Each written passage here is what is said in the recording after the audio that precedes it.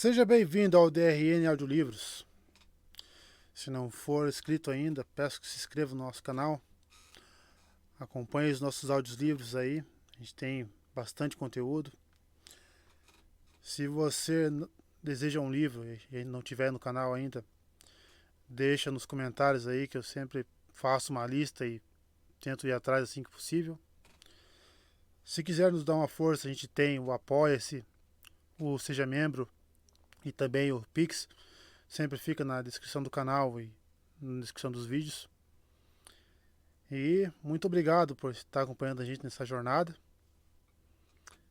E vamos para as nossas leituras. Livro 2 Muitos encontros. Frodo despertou e viu que estava deitado em uma cama. Primeiro pensou que tinha dormido até tarde, depois de um longo sono e desagradável, que ainda pairava na beira da memória. Ou, quem sabe, tivesse estado doente. Mas o teto parecia estranho. Era plano e tinha vigas escuras com ricos entalhes. Ficou mais um pouco deitado, olhando as manchas de luz do sol na parede e escutando o som de uma cachoeira. Onde estou e que horas são? Disse ele para o teto em voz alta. Na casa de Elrond, e são 10 horas da manhã, respondeu uma voz. É amanhã de 24 de outubro, se quer saber. Gandalf! Exclamou Frodo, sentando-se. Lá estava o velho mago, sentado numa cadeira junto à janela aberta. Sim, disse ele. Estou aqui. E você tem sorte de também estar aqui, depois de todas as coisas absurdas que fez desde que saiu de casa. Frodo deitou-se outra vez.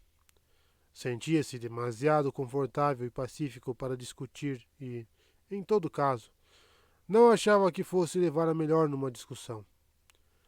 Agora estava totalmente desperto e a lembrança de sua viagem estava voltando. O desastroso atalho pela Floresta Velha, o acidente no pônei empinado e sua loucura em pôr o anel no dedo no valezinho junto ao topo do vento. Enquanto pensava em tudo isso e tentava em vão trazer as lembranças até sua chegada à Valfenda, fez-se um longo silêncio, só interrompido pelas leves baforadas do cachimbo de Gandalf, que soprava anéis de fumaça brancos pela janela. Onde está Sam? Perguntou Frodo por fim. E os outros, estão bem? Sim, estão todos a salvo, respondeu Gandalf. Sam estava aqui até eu mandá-lo embora, para descansar um pouco, uma meia hora atrás. O que aconteceu no Val? Indagou Frodo. Tudo parecia confuso, de algum modo, e ainda parece. Sim, devia parecer. Você estava começando a minguar, respondeu Gandalf. O ferimento finalmente estava dominando você. Em mais algumas horas você estaria além de nossa ajuda. Mas você tem força em si, meu caro Hobbit, como demonstrou no túmulo. Aquilo foi por um fio. Talvez o momento mais perigoso de todos. Queria que você tivesse resistido no topo do vento. Você já parece saber de muita coisa, disse Frodo. Não falei com os outros sobre o túmulo.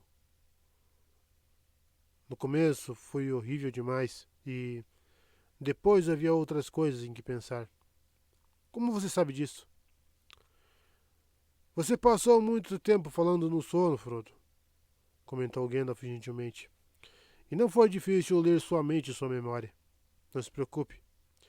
Apesar de eu ter acabado de dizer coisas absurdas, não foi o que eu quis dizer. Penso bem de você e dos outros. Não é feito desprezível chegar até aqui e, através de tais perigos, ainda trazendo o anel.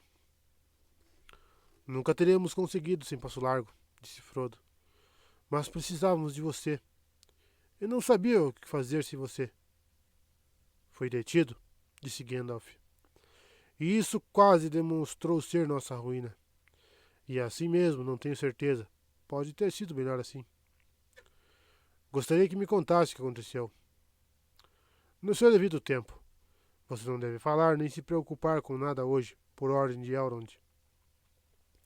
Mas se eu falar, não vou ficar pensando e me perguntando, que são coisas igualmente cansativas, disse Frodo.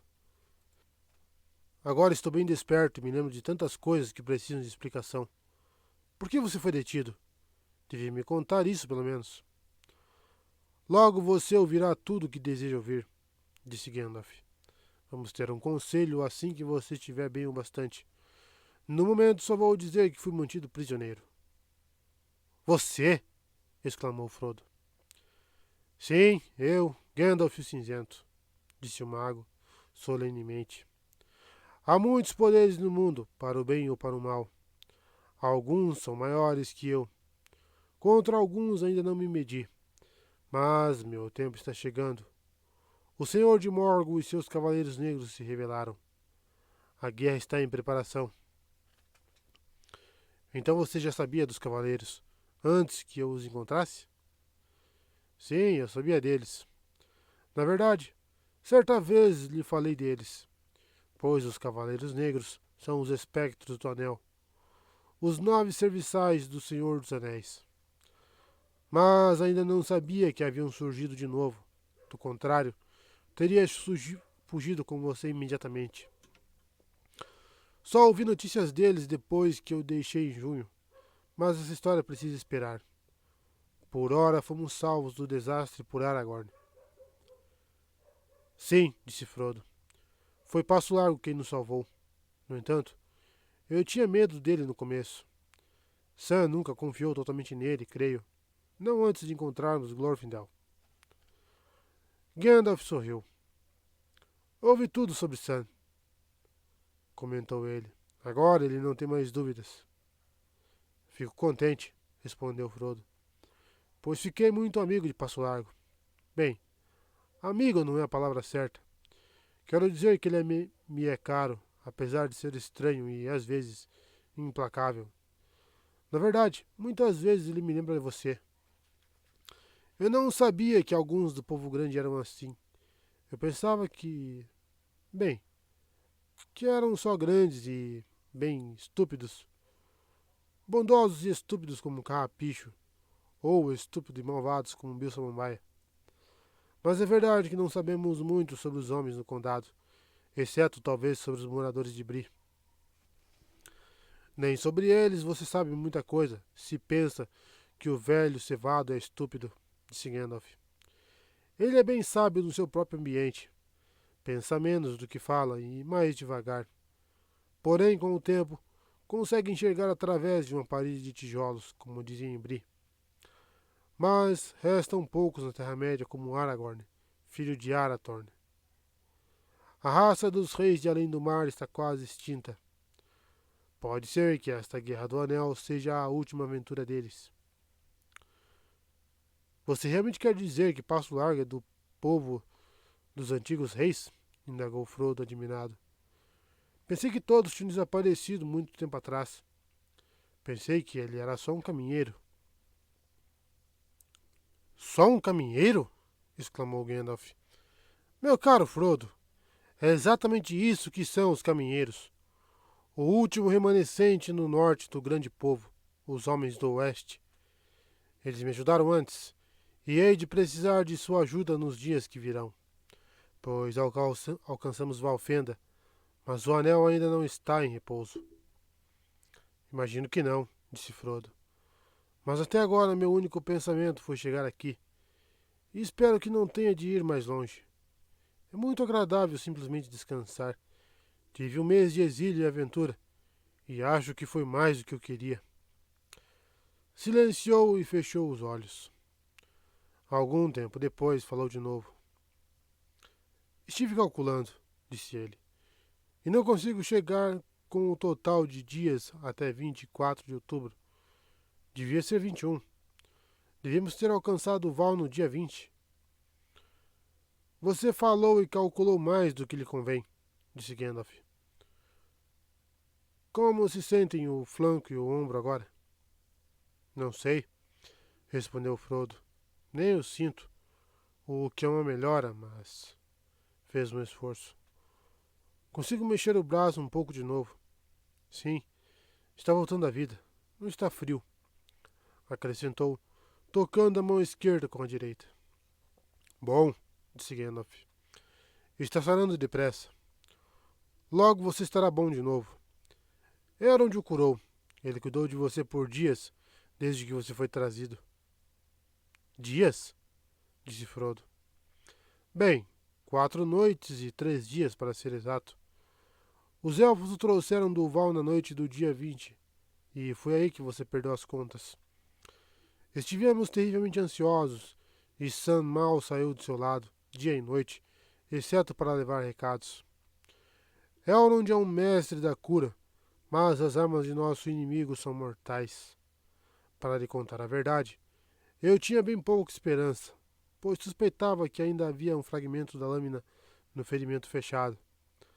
Mas até ontem à noite não foi possível encontrá-lo. Aí Elrond removeu um estilhaço. Estava entranhado fundo e se movendo para dentro. Frodo estremeceu, lembrando-se do punhal cruel de lâmina entalhada que sumira das mãos de Passo Largo. Não se assuste, disse Gandalf. Já se foi. Derreteu-se. E parece que os hobbits minguam com grande relutância. Conheci guerreiros fortes do povo grande, que seriam rapidamente vencidos por esse estilhaço que você carregou por 17 dias. O que teriam feito comigo? Perguntou Frodo. O que os cavaleiros estavam tentando fazer? Tentaram perfurar seu coração com um punhal de morgo que permanece na ferida. Se tivessem conseguido, você se tornaria como eles, só mais fraco e sob o comando deles. Ter-se tornado um espectro sob o domínio do Senhor Sombrio, e ele o teria torturado por ter tentado manter seu anel, se fosse possível tortura maior que vê-lo roubado e enxergar na mão dele. Ainda bem que não me dei conta do horrível perigo, disse Frodo fracamente. Estava mortalmente assustado, é claro, mas se soubesse mais, nem teria ousado me mexer. É uma maravilha eu ter escapado. Sim, a sorte ou a sina me ajudaram, afirmou Gandalf, sem mencionar a coragem, pois seu coração não foi tocado, e só o seu ombro foi perfurado. E isso foi porque você resistiu até o fim. Mas passou terrivelmente perto, por assim dizer. Você esteve no perigo mais grave quando usou o anel, pois aí você próprio estava na metade no mundo dos espectros e poderiam tê-lo agarrado. Você podia vê-los e eles o podiam ver. Eu sei, disse Frodo. Eram terríveis de contemplar. Mas por que todos nós podíamos ver seus cavalos? Porque são cavalos de verdade. Assim como as vestes negras são vestes de verdade que eles usam para darem forma ao seu nada quando lidam com os viventes. Então por que esses cavalos negros suportam tais cavaleiros? Todos os outros animais ficam aterrados quando eles se aproximam. Até o cavalo élfico de Glorfindel. Os cães uivam e os gansos gritam com eles. Porque esses cavalos nasceram e foram criados no serviço do Senhor Sombrio em Mordor. Nem todos os seus serviçais e escravos são espectros. Há orques e trolls, há wargs e lobisomens. E houve, e ainda há, muitos homens, guerreiros e reis, que caminham vivos sob o sol, e mesmo assim estão sob seu domínio. E seu número cresce a cada dia. E quanto a Valfenda e os elfos? Valfenda está a salvo? Sim, por enquanto. Até que tudo mais seja conquistado. Os elfos podem temer o Senhor Sombrio e podem fugir dele, porém nunca mais o escutarão ou servirão. E aqui em Valfenda vivem ainda alguns de seus principais inimigos, os sábios élficos, senhores dos Eldar de além dos mares mais longínquos. Eles não temem os espectros do Anel, pois os que habitaram no Reino Abençoado vivem ao mesmo tempo em ambos os mundos e têm grande poder contra o visível e o invisível. Pensei ver um vulto branco que luzia e não se apagava como os outros. Esse era Glorfindel, então? Sim. Por um momento você ouviu como ele é do outro lado, um dentre os poderosos dos primogênitos. É um senhor élfico de uma casa de príncipes. De fato, existe em Valfenda um poder que resiste ao poderio de Mordor por algum tempo. E em outras partes outros poderes ainda habitam. Há também poder de outra espécie no condado. Mas todos esses lugares logo se tornarão ilhas sitiadas, se as coisas continuarem como vão. O Senhor Sombrio está empregando toda sua força. Ainda assim, disse ele, pondo-se subitamente de pé e estendendo o queixo, e sua barba ficou rija e reta como um arame eriçado. Precisamos manter a coragem. Logo você estará bem, se eu não o matar de tanto falar. Está em Valfenda e, por enquanto, não precisa se preocupar com coisa alguma. Não tenho coragem para manter, disse Frodo, mas não estou preocupado no momento. Só me dê notícias de meus amigos e conte-me o fim do incidente no Val, como fico pedindo, e me contentarei por enquanto. Depois disso vou tirar outra soneca, eu acho. Mas não vou conseguir fechar os olhos antes que você me conte o final da história. Gandalf deslocou sua cadeira para junto da cama e deu uma boa olhada em Frodo. A cor voltara ao seu rosto e seus olhos estavam límpidos e totalmente despertos e alertas. Ele sorria e não parecia haver grande coisa de errado com ele.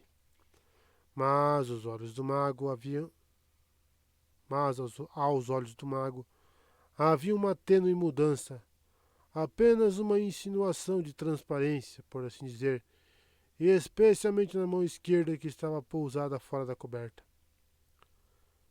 Mas isso é de se esperar, disse Gandalf para si mesmo.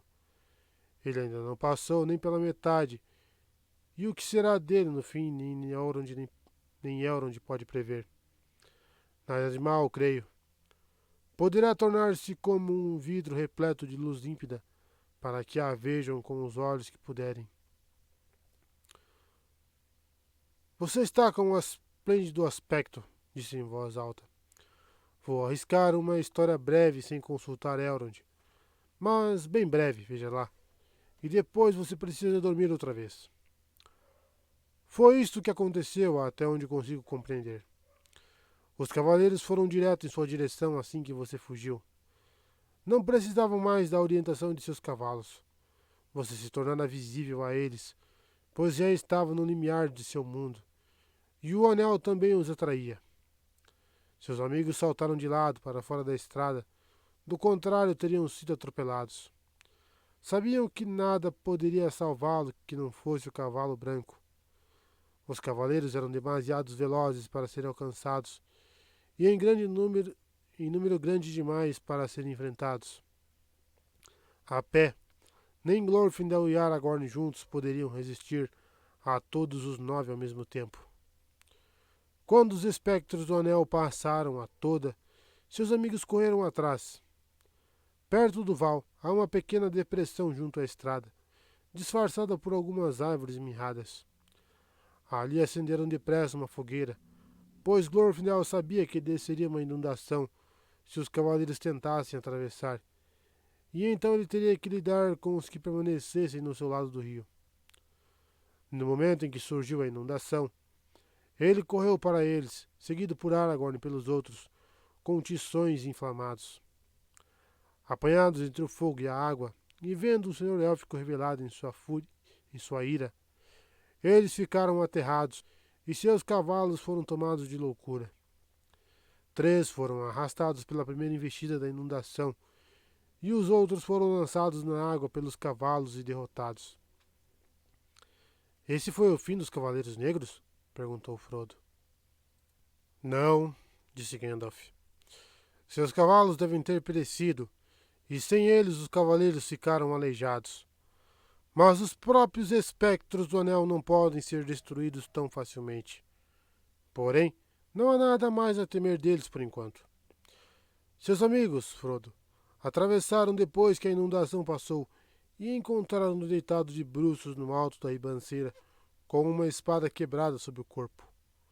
O cavalo montava guarda ao seu lado. Você estava pálido e frio, e temiam que você estivesse morto, ou pior. A gente de Elrond os encontrou, carregando lentamente rumo à Alfenda. Quem fez a inundação? Indagou Frodo. Elrond a ordenou, respondeu Gandalf. O rio deste vale está sob seu poder, e se ergue em ira quando ele tem grande necessidade de bloquear o val. Assim que o capitão dos espectros do anel cavalgou para dentro da água, a inundação foi desencadeada. Se posso dizer, acrescentei alguns toques próprios. Você pode não ter notado, mas algumas das ondas assumiram a forma de grandes cavalos brancos, com ginetes brancos reluzentes. E havia muitos rochedos rolando e rangendo. Por um momento, temi que tivéssemos desencadeado uma ira demasiado feroz e que a inundação saísse de controle e os arrastasse a todos. Há grande vigor nas águas que descem das neves das montanhas nevoentas. Sim, agora me recordo de tudo, disse Frodo. O tremendo rugido. Pensei que estava me afogando com meus amigos, meus inimigos e tudo mais. Mas agora estamos a salvo. Gandalf olhou rapidamente para Frodo, mas este tinha fechado os olhos. Sim, todos vocês estão a salvo por ora. Logo haverá um banquete de diversão para comemorar a vitória no Val do Bruinen, e todos vocês estarão lá em lugares de honra. Esplêndido! Exclamou Frodo. É maravilhoso que Elrond e Glorfindel e outros grandes senhores, sem mencionar Passo Largo, se deem a tanto trabalho e me demonstrem tanta bondade. Bem, há muitos motivos para fazerem isso, disse Gandalf sorrindo. Eu sou um bom motivo. O anel é outro. Você é o portador do anel. E você é a herdeira de Bilbo, o descobridor do anel. Querido Bilbo, disse Frodo sonolento, pergunto-me onde ele está. Gostaria que estivesse aqui e pudesse ouvir tudo. Isso faria rir. A vaca saltou sobre a lua, e o coitado do velho troll. Com essas palavras, caiu em sono profundo. Agora Frodo estava a salvo na última casa hospitaleira a leste do mar. Essa casa era, como o Bilbo relatara há muito tempo, perfeita. Não importava se você gostasse de comer, de dormir, de trabalhar, de contar histórias, de cantar, ou de apenas se sentar e pensar melhor no que fazer, ou de uma mistura agradável de tudo isso. Meramente estar ali era cura para cansaço, medo e tristeza. À medida que a tarde avançava, Frodo despertou de novo e achou que não sentia mais necessidade de descanso ou sono. Mas estava inclinado a comida e bebida, e depois provavelmente a canções e histórias contadas. Saiu da cama e descobriu que seu braço já estava outra vez quase tão usável quanto fora antes. Encontrou, dispostas e prontas, roupas limpas de pano verde que lhe serviam de modo excelente. Olhando no espelho, espantou-se ao ver um reflexo muito mais magro de si mesmo do que recordava. Parecia-se notavelmente com o jovem sobrinho de Bilbo, que costumava sair perambulando com o tio no condado. Mas os olhos o fitavam pensativos. Sim, você viu uma ou duas coisas desde a última vez em que o espiou por um espelho, disse ele ao seu reflexo. Mas agora vamos a um alegre encontro. Estendeu os braços e assobiou uma melodia. Nesse momento, ouviu-se uma batida na porta e Sam entrou. Correu em direção a Frodo e pegou-lhe a mão esquerda, desajeitado e constrangido.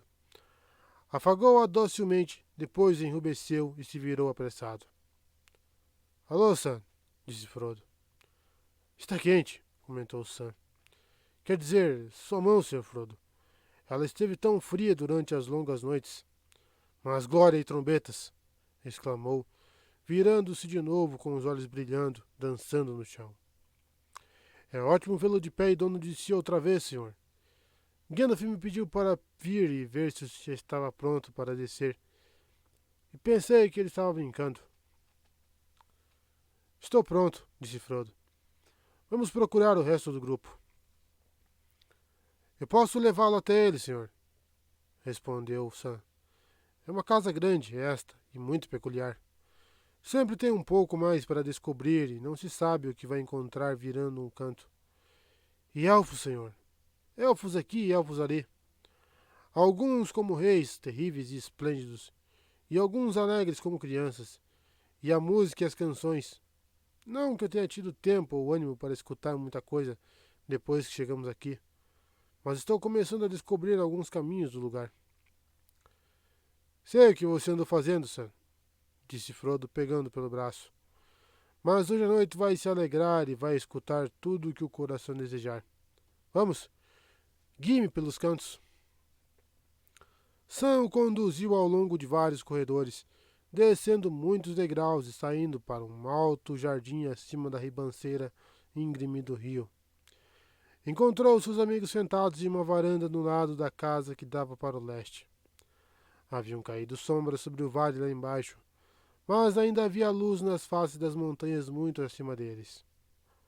O ar estava morno. Ouvia-se alto o som de água correndo e caindo, e a tardinha estava repleta de um leve aroma de árvore e flores, como se o verão ainda se demorasse nos jardins de Elrond. Viva! Exclamou Pippin, dando um salto. Eis o nosso nobre primo. Abram alas para Frodo, senhor do Anel. Quieto, disse Gandalf das sombras no fundo da varanda. Seres malignos não vêm até este vale, mas assim mesmo não deveríamos nomeá-los. O Senhor do Anel não é Frodo, e sim o mestre da Torre Sombria de Mordor, cujo poderio outra vez se estende sobre o mundo. Estamos sentados em uma fortaleza. Lá fora está escurecendo. Gandalf esteve dizendo muitas coisas animadoras como essa, disse Pippin. Ele acha que eu preciso ser mantido em ordem. Mas, de algum modo, parece impossível sentir-se tristonho ou deprimido neste lugar. Eu sinto que poderia cantar se soubesse a canção certa para a ocasião. Eu mesmo sinto vontade de cantar, riu Frodo. Porém, no momento, sinto mais vontade de comer e beber. Isso será curado logo, disse Pippin. Você demonstrou sua astúcia habitual ao se levantar bem na hora da refeição. Mais que uma refeição, um banquete, disse Merry. Assim que Gandalf relatou que você tinha se recuperado, começaram os preparativos. Mal terminara de falar quando foram convocados ao salão pelo toque de muitos sinos. O salão da casa de Elrond estava repleto de gente, elfos na maioria, apesar de haver alguns convivas de outras espécies. Elrond, como costumava, estava sentado numa grande cadeira na extremidade da longa mesa sobre o tablado, e junto a ele estavam Glorfindel de um lado e Gandalf do outro. Frodo olhou-os com espanto, pois nunca antes vira Elrond, de quem tantas histórias falavam, e sentados à mão direita e esquerda dele, Glorfindel, e mesmo Gandalf, que ele queria conhecer também, revelaram-se como senhores de dignidade e poder. Gandalf era de estatura mais baixa que os outros dois, mas seus longos cabelos brancos, sua vasta barba prateada e seus ombros largos faziam com que se parecesse com algum rei sábio das antigas lendas. Em seu rosto idoso, por baixo de grandes sobrancelhas nevadas, os olhos escuros estavam engastados como carvões que podiam subitamente irromper em fogo. Glorfindel era alto e ereto. Seus cabelos eram de ouro reluzente. O rosto era belo e jovem e destemido e cheio de regozijo. Os olhos eram claros e incisivos, e a voz era como música. Em sua fronte assentava-se sabedoria, e em sua mão havia força. O rosto de Elrond não tinha idade. Não era velho nem jovem, apesar de estar escrita nele a lembrança de muitas coisas, tanto alegres como pesarosas.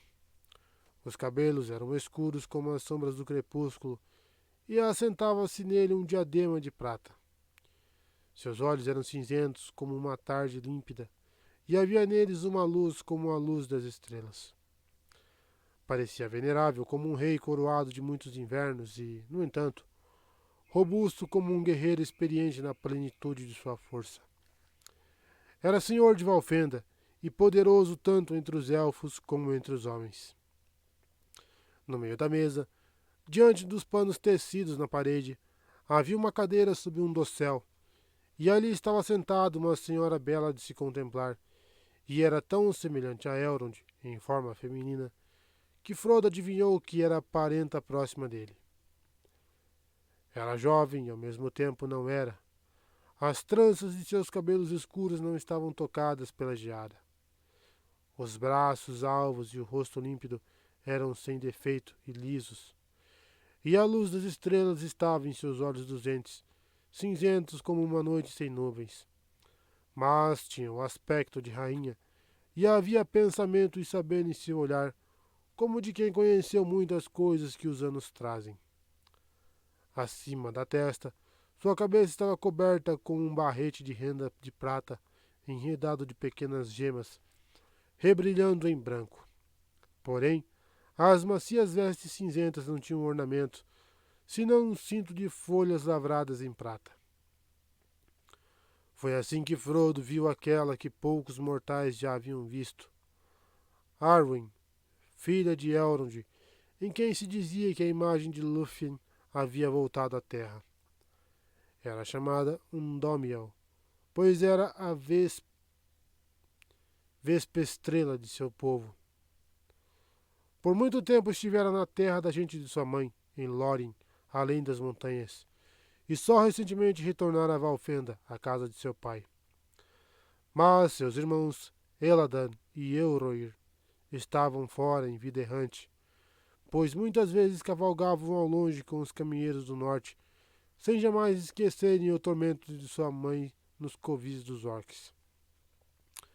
Tal encanto em um ser vivo Frodo jamais vira antes, nem imaginara na mente, e ficou ao mesmo tempo surpreso e embaraçado ao saber que tinha um assento à mesa de Elrond entre todas aquelas pessoas tão nobres e belas. Apesar de ter uma cadeira adequada e estar erguido sobre várias almofadas, sentia-se muito pequeno e bastante deslocado, pois essa sensação passou depressa. O banquete foi alegre e a comida era tudo o que sua fome poderia desejar. Passou algum tempo para ele olhar em volta outra vez, ou mesmo se virar para os vizinhos. Primeiro procurou os amigos. Sam pedira que lhe permitissem servir o patrão, mas tinham-lhe dito que daquela vez ele era convidado de honra. Frodo podia vê-lo agora, sentado com Pippin e Merry, na extremidade superior de uma das mesas laterais perto do tablado. Não conseguia ver sinal de passo largo. Ao lado de Frodo, à direita, estava sentado um anão de aparência importante, com ricas vestes. Sua barba, muito comprida e bifurcada, era branca, quase tão branca quanto o tecido branco neve de suas vestes. Usava um cinto de prata e tinha em torno do pescoço uma corrente de prata e diamantes. Frodo parou de comer para olhá-lo. Bem-vindo e bom encontro, disse o anão, virando-se para ele. Depois chegou a levantar-se do assento e fazer uma mesura. Glóin, a teu serviço, disse ele, e inclinou-se ainda mais baixo. Frodo Bolseiro, ao teu e de tua família, apresentou-se Frodo corretamente, levantando-se surpreso e espalhando as almofadas. Estou correto em supor que és aquele Glóin, um dos 12 companheiros do grande Thorin Escudo de Carvalho? Corretíssimo, respondeu o anão, recolhendo as almofadas e cortesmente ajudando Frodo a voltar para o assento.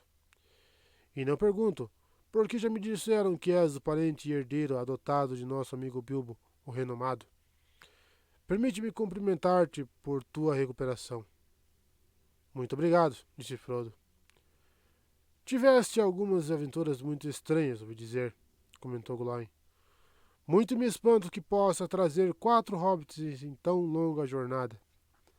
Nada semelhante aconteceu desde que Bilbo veio conosco. Mas quem sabe eu não devo inquirir por demasiados detalhes. visto que Elrond e Gandalf não parecem dispostos a falar a respeito. Creio que não vamos falar sobre isso, pelo menos não por enquanto, disse Frodo polidamente. Imaginava que até na casa de Elrond o assunto do anel não era para conversa informal, e em todo caso, queria esquecer suas dificuldades por algum tempo. Mas estou igualmente curioso, acrescentou, por saber o que traz um anão tão importante tão longe da Montanha Solitária. Gló encarou-o. Se não tiveres ouvido, creio que tão pouco falaremos disso ainda. Mestre Elrond nos convocará a todos em breve, eu creio, e aí havemos de ouvir muitas coisas. Mas há muitas outras que podem ser contadas. Durante o resto da refeição conversaram entre si, mas Frodo mais ouvia que falava, pois as notícias do condado, exceto pelo anel, pareciam pequenas e longínquas. Enquanto que Glóin tinha muito que falar dos acontecimentos das regiões setentrionais das terras selváticas. Frodo ficou sabendo que Grim-Beorn, o velho, filho de Beorn, era agora senhor de muitos homens resolutos, e nem orc nem lobo se atreviam a ir às suas terras entre as montanhas e treva-mata. De fato, disse Glóin, não fosse pelos Beornings, a passagem entre Vale e Valfenda ter-se-ia tornado impossível muito tempo atrás. São homens valentes, que mantêm aberto o Passo Alto e o Val da Carrocha. Mas suas tarifas são altas, acrescentou balançando a cabeça. E assim como o velho Beorn, eles não gostam muito dos anãos. Porém, são confiáveis, e isso é muita coisa nesses dias. Em nenhum lugar há homens tão amistosos conosco quanto os homens de Vale. São boa gente, os Bardings. O neto de Bard, o arqueiro, os governa. Brand, filho de Bain, filho de Bard. É um rei vigoroso. E agora esse reino se estende bem ao sul e a leste de Esgaroth. E quanto à sua própria gente? Perguntou Frodo. Há muito que contar, bom e ruim, disse Glóin. Porém, há mais coisas boas. Até agora fomos afortunados, apesar de não escaparmos à sombra desses tempos. Se realmente queres saber de nós, contar-te-ei as notícias de bom grado. Mas cala-me quando estiveres cansado. As línguas dos anãos correm soltas quando eles falam de suas obras manuais, dizem. E com essas palavras, Glóin embarcou em um longo relato dos feitos do reino dos anãos. Deleitava-se por ter encontrado um ouvinte tão polido, pois Frodo não dava sinal de cansaço nem tentava mudar de assunto, apesar de logo ficar totalmente perdido entre os nomes estranhos de pessoas e lugares de que jamais ouvira falar antes. Interessou-se, porém, em ouvir que Dain ainda era rei sob a montanha e já era velho, tendo ultrapassado os 250 anos. Oh, queria ter uma vida dessa. Venerável e fabulosamente rico. Dos 10 companheiros que haviam sobrevivido à Batalha dos 5 Exércitos, 7 ainda estavam com ele. Dwalin, Glóin, Dori, Nori, Bifur, Bofur e Bombur. Bombur estava agora tão gordo que não conseguia se mexer da cama para a cadeira à mesa. E eram precisos 6 jovens anãos para erguê-lo. E o que foi feito de Balin, Iori e Oin? Perguntou Frodo. Uma sombra perpassou o rosto de Glóin. Não sabemos, respondeu ele. É principalmente por causa de Balin que vim pedir conselhos dos que habitam em Valfenda. Mas falemos de coisas mais alegres hoje à noite. Então Glóin começou a falar das obras de seu povo, contando a Frodo sobre suas grandes labutas em vale e sob a montanha. Saímos-nos bem, disse ele. Mas em trabalhos de metal não podemos rivalizar com nossos pais, muitos de cujos segredos se perderam. Fazemos boas armaduras e espadas afiadas, mas não podemos voltar a fazer malhas ou lâminas que se igualem àquelas que eram produzidas antes que chegasse o dragão. Só na mineração e construção ultrapassamos os dias antigos. Deverias ver os canais de vale, Frodo, e as fontes e as lagoas. Deverias ver as avenidas pavimentadas com pedras de muitas cores, e os salões e as ruas cavernosas sob a terra, com arcos esculpidos como árvores, e os terraços e as torres nos flancos da montanha. Verias então que não estivemos ociosos. Irei vê-los, se puder algum dia, disse Frodo. Como Bilbo ficaria surpreso de ver todas essas mudanças na desolação de Smaug. Glóin olhou para Frodo e sorriu. Tu gostavas muito de Bilbo, não é? Perguntou. Sim, respondeu Frodo. Preferiria vê-lo a ver todas as torres e palácios do mundo. Por fim terminou o banquete. Elrond e Arwen se ergueram e desceram pelo salão, e a companhia os seguiu na devida ordem. As portas foram abertas, e eles atravessaram um amplo corredor, passaram por outras portas e chegaram a um salão mais adiante. Ali não havia mesas, mas um fogo intenso ardia em uma grande lareira entre as colunas esculpidas de ambos os lados. Frodo viu-se caminhando com Gandalf. Este é o Salão do Fogo, disse o mago. Aqui você ouvirá muitas canções e histórias, se conseguir manter-se acordado. Mas nos dias que não são de festa, ele costuma ficar vazio e silencioso. E aqui vêm aqueles que desejam paz e reflexão. Há sempre fogo aceso aqui, durante o ano todo. Mas há poucas outras luzes. Quando Elrond entrou e se dirigiu ao assento que lhe tinham preparado, menestréis élficos começaram a tocar uma música encantadora. Lentamente o salão se encheu, e Frodo contemplou deleitado os muitos belos rostos que já haviam se reunido. A dourada luz do fogo refletia-se neles e reluzia em seus cabelos. De repente percebeu, não longe da extremidade oposta do fogo, um pequeno vulto escuro sentado num banquinho, com as costas apoiadas numa coluna. Ao seu lado, no chão, havia uma taça e um pouco de pão. Frodo perguntou-se se ele estaria doente, se é que alguém jamais ficava doente em Valfenda, e não tinha podido ir ao banquete. Sua cabeça parecia afundada no peito, dormindo, e uma dobra de seu manto escuro cobria-lhe o rosto. Elrond adiantou-se e ficou de pé junto ao vulto silencioso. Desperta, pequeno mestre, disse ele com um sorriso. Depois, voltando-se para Frodo, acenou-lhe que viesse. Agora, afinal, chegou a hora que desejavas, Frodo, disse ele.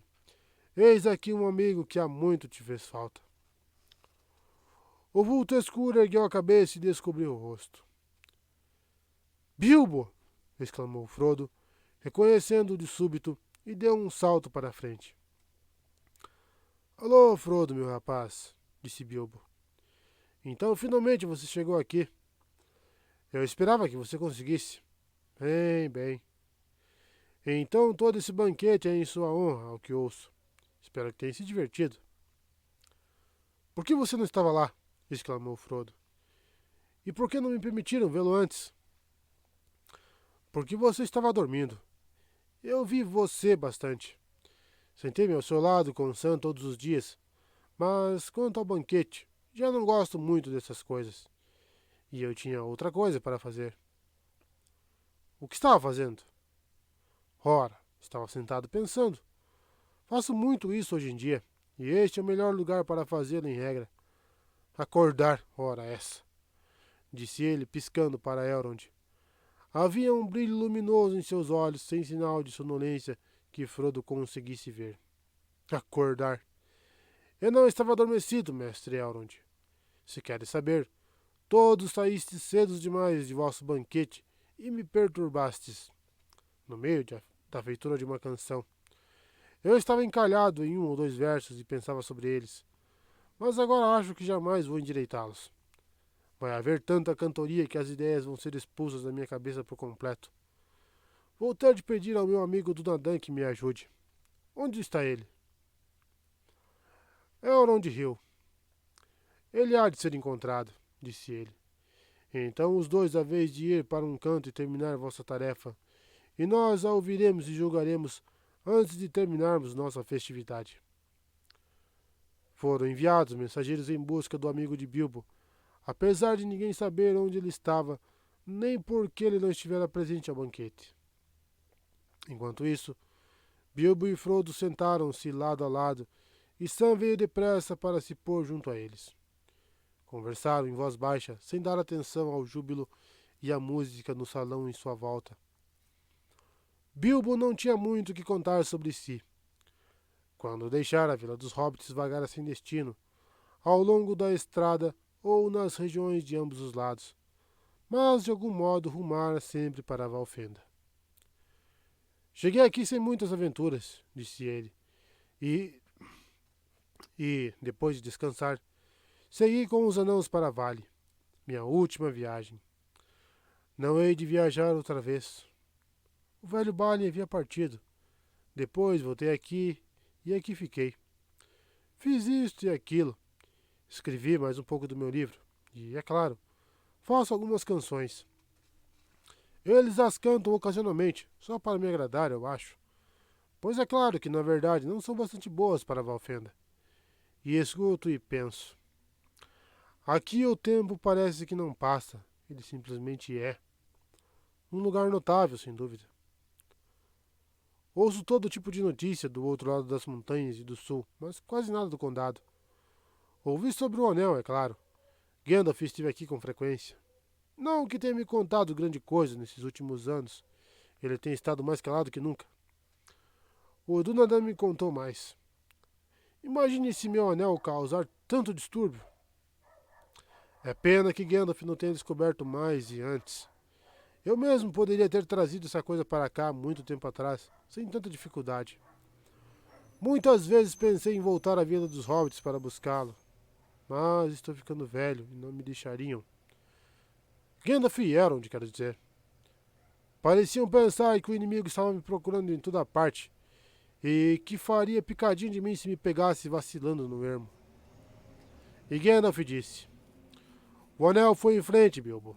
Não seria bom para você nem para os outros se você tentasse se intrometer com ele de novo. Tipo de observação esquisita, bem coisa de Gandalf. Mas ele disse que estava cuidando de você, então deixei as coisas como estavam. Estou imensamente contente em vê-lo são e salvo. Fez uma pausa e olhou para Frodo em dúvida. Ele está aqui com você? Perguntou no cochicho. Não posso evitar sentir curiosidade, você sabe. Depois de tudo que ouvi, gostaria muito de só espiá-lo outra vez. Sim, está comigo, respondeu Frodo, sentindo uma estranha relutância. Está com o mesmo aspecto que sempre teve. Bem, eu gostaria de vê-lo só por um momento, disse Bilbo. Quando se vestira, Frodo percebera que durante o sono o anel fora pendurado em seu pescoço numa nova corrente, leve, porém resistente. Trouxe-o para fora devagar.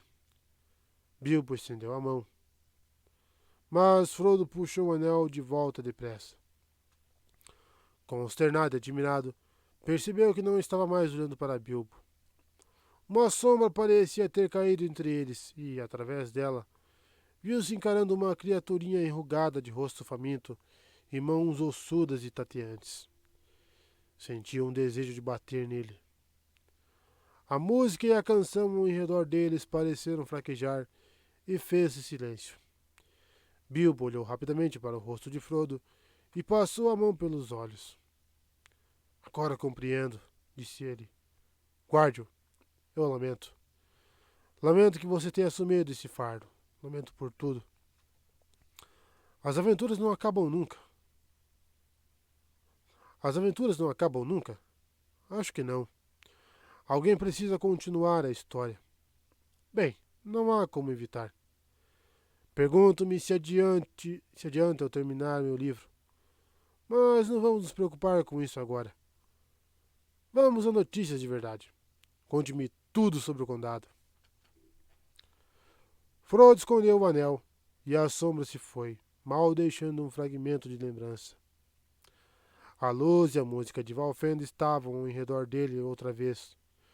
Bilbo sorriu e riu contente.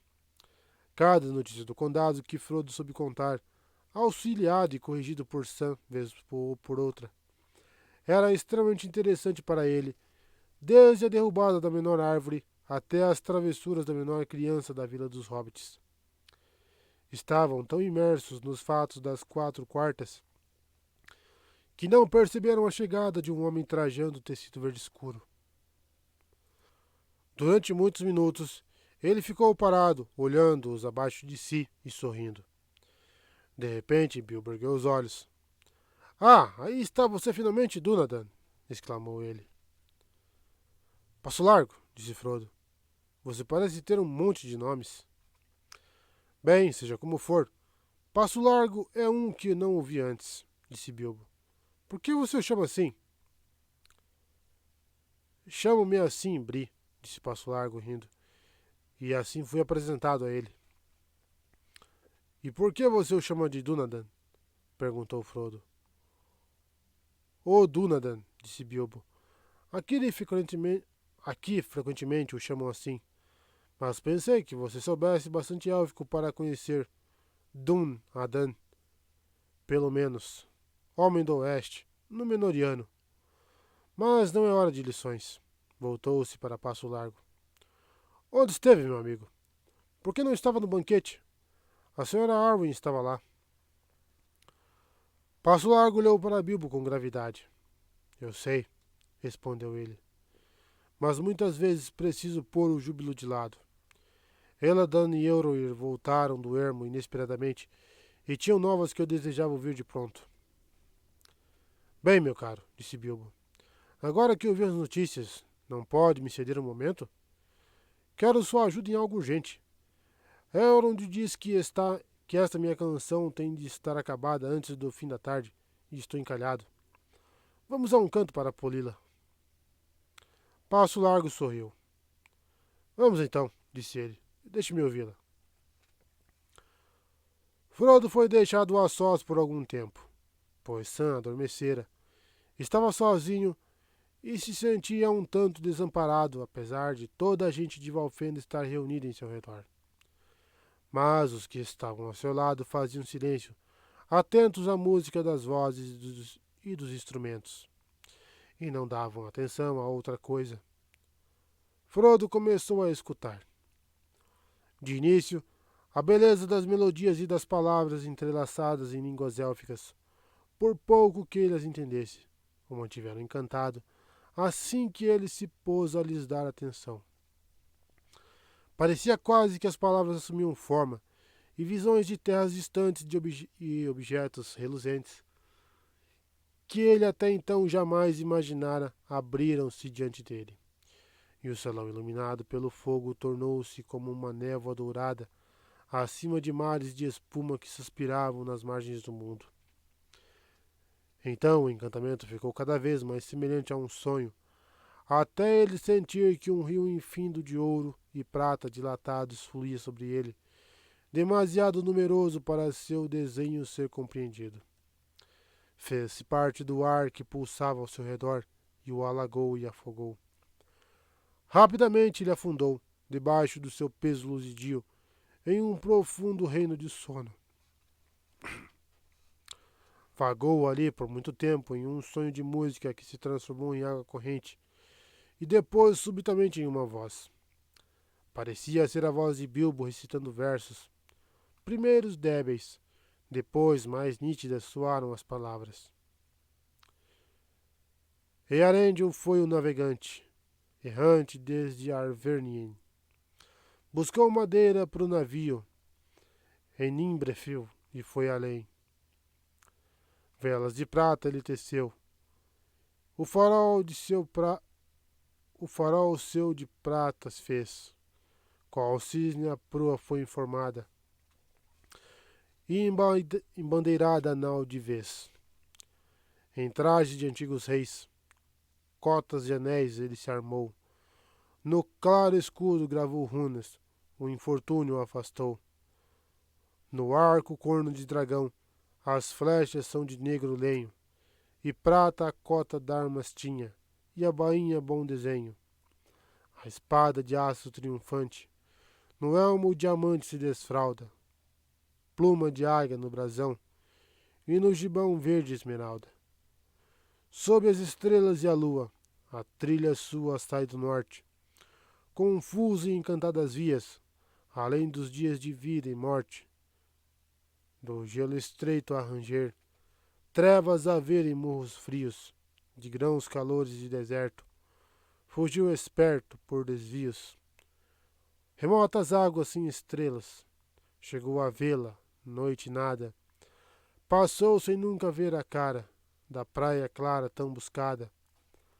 Um vento de ira o impeliu, cego fugiu pela espuma, de oeste a leste sem destino, em desatina a casa ruma. A encontrá-lo, Elwin voava, e cintilava na treva cegante, mais claro que diamante a brilhar. É em seu colar o fogo faiscante. A Silmaril na sua fronte ela atou, e coroou com a lua, com a luz vivente. Sem medo, com clara coroa, virou a proa na noite em frente.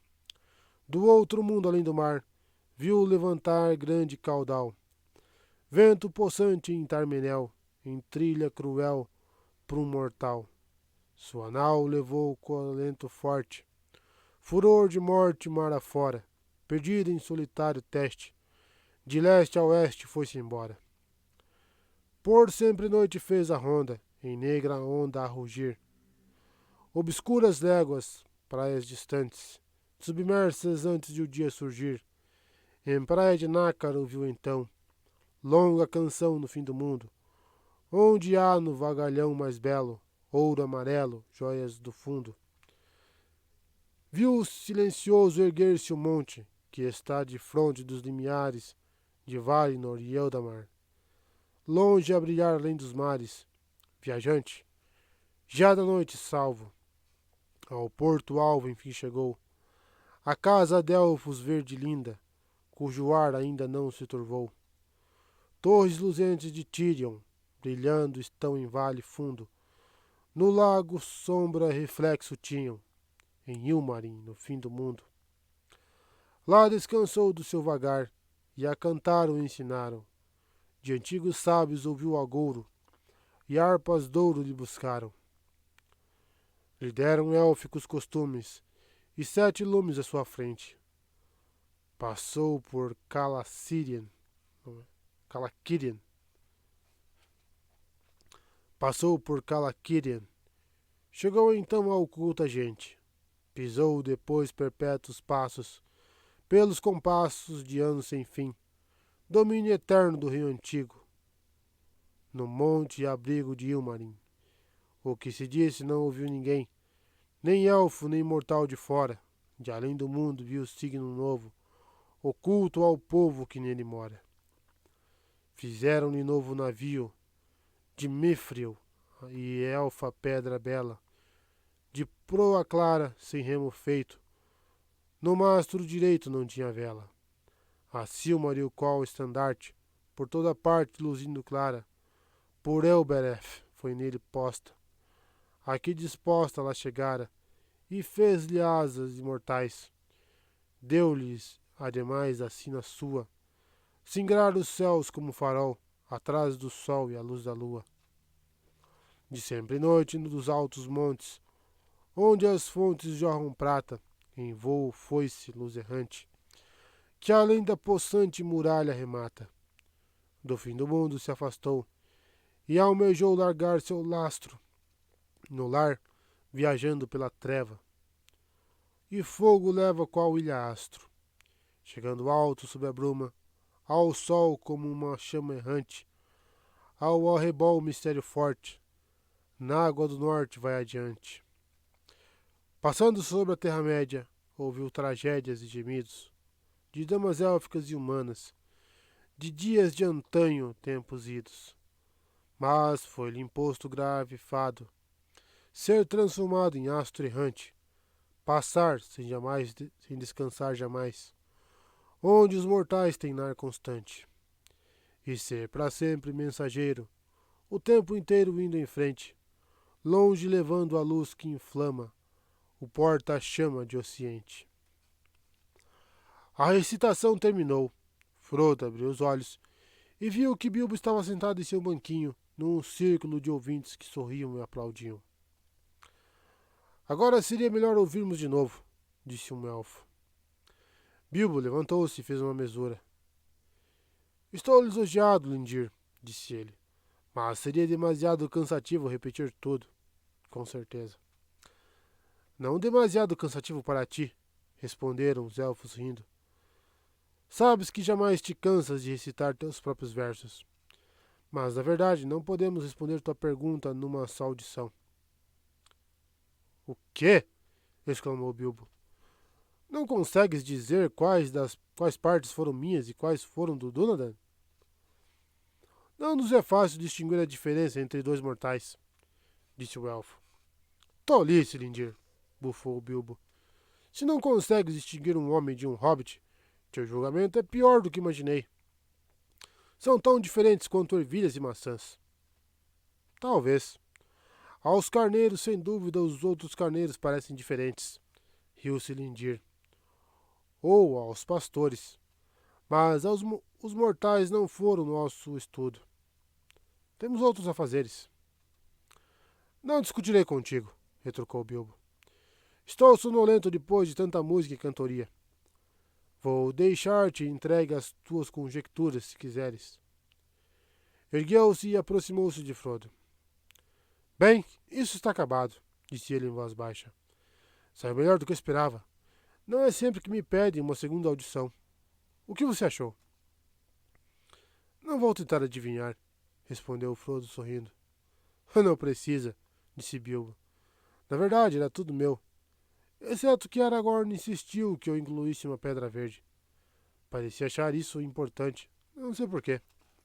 No mais, ele obviamente achou que tudo isso estava bem acima de minha capacidade e disse que, se eu tinha o atrevimento de fazer versos sobre Elendil na casa de Elrond, era problema meu. Acho que ele tinha razão. Não sei, comentou Frodo. De algum modo pareceu-me adequado, mas não sei explicar. Eu estava meio adormecido quando você começou, e parecia ser a sequência de algo com o que eu já estava sonhando. Foi só no final que entendi que na verdade era você falando. É difícil manter-se acordado aqui até que nos acostumemos, disse Bilbo. Não que os hobbits mais adquiram o apetite dos elfos por música, poesia e histórias. Eles parecem gostar disso tanto quanto de comida, ou mais. Ainda vão continuar por muito tempo. Que tal escaparmos para um pouco de conversa mais... Que tal escaparmos para um pouco mais de conversa tranquila? Podemos? Disse Frodo. É claro. Isto é festejo, não negócios. Vai e venha como quiser, contanto que não faça barulho. Levantaram-se e se retiraram silenciosamente para as sombras, rumando para as portas. Sam foi deixado para trás em sono profundo, ainda com um sorriso no rosto. Apesar de seu deleite pela companhia de Bilbo, Frodo sentiu uma pontada de arrependimento quando saíram do Salão do Fogo. Enquanto passavam pela soleira, uma única voz límpida se ergueu a cantar. Aelbereth Gilfoniel, Silivren Pena Miriel, Menel Aglar Elenaf, Na Shaered Palandiriel, Galadremin Enoraf, Fanuilus Leninafonf, Nef Ayar, Sinef Aeron. Frodo deteve-se por um momento, olhando para trás. Elrond estava em sua cadeira e o fogo lhe iluminava o rosto com a luz do verão nas árvores. Junto dele estava sentada a senhora Arwen. Surpreso, Frodo viu que Aragorn estava de pé ao lado dela. Sua capa escura estava jogada para trás e ele parecia vestir uma cota de malha élfica e uma estrela brilhava em seu peito. Falavam um com o outro e então, de repente, pareceu a Frodo que Arwen se virava em sua direção e a luz de seus olhos recaiu nele de longe e lhe transpassou o coração. Ficou imóvel, encantado, enquanto as doces sílabas da canção élfica caíam como claras joias de palavras e melodias misturadas. E uma canção é uma canção a Elbereth, disse Bilbo. Vou cantar esta e outras canções do Reino Abençoado muitas vezes esta noite. Venha! Conduziu Frodo de volta ao seu próprio quartinho. Ele dava para os jardins e olhava para o sul por sobre a ravina do Bruinen. Ali ficaram sentados por algum tempo, olhando pela janela as estrelas brilhantes acima das matas que subiam íngremes e conversando baixinho. Não falavam mais das pequenas notícias do condado distante, nem das sombras escuras e dos perigos que os cercavam, e sim das coisas belas que haviam visto juntos pelo mundo, dos elfos, das estrelas, das árvores e do suave declínio do ano luzidio nas matas. Por fim, ouviu-se uma batida à porta. Com sua licença, disse Sam, pondo a cabeça para dentro. Mas eu estava pensando se estavam precisando de alguma coisa. E com a sua, Sangange, respondeu Bilbo. Acho que você quer dizer que é hora de seu patrão ir para a cama. Bem, senhor, tenho um conselho amanhã cedo, ouvi dizer, e hoje foi a primeira vez que ele se levantou. Muito certo, Sam, riu-se Bilbo. Pode ir trotando e dizer a Gandalf que ele foi para a cama. Boa noite, Frodo. Ora, mas como foi bom ver você de novo. Afinal, não há ninguém como hobbits para uma conversa boa de verdade. Estou ficando muito velho e começava a me perguntar se iria viver para ver os seus capítulos de nossa história. Boa noite. Acho que vou dar uma caminhada e olhar as estrelas de Elbereth no jardim. Durma bem.